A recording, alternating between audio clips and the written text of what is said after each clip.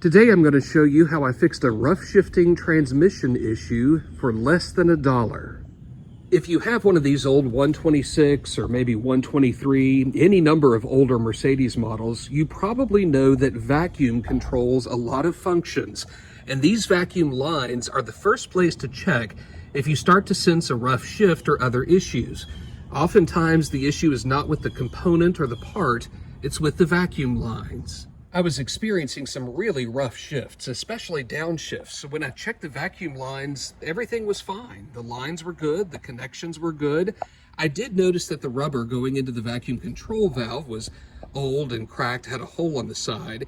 You can buy this rubber tubing by the foot at your local auto parts store. So I got a foot of it and then fashioned just a small portion to plug back into the vacuum control valve. But that didn't solve the problem.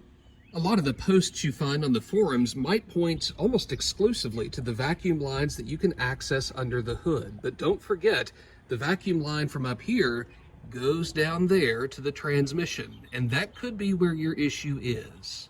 And you can see here, that's exactly where my issue was. The connection to the modulator had completely popped off. Fixing it can be just as simple as popping it back on, but before you do that, you want to take a look at why it popped off to begin with.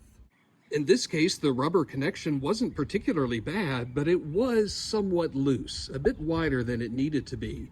It came off the vacuum line really easily, too easily in fact, and it went back onto the modulator too easily as well.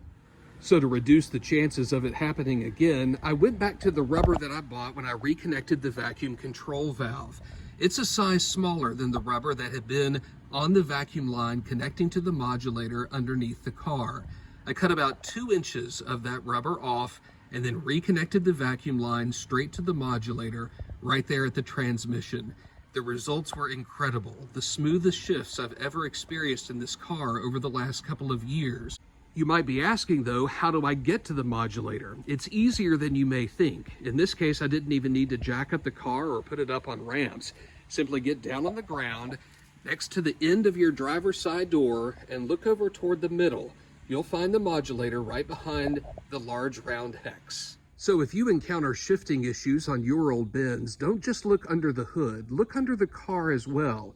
The solution may be easier and cheaper than you think.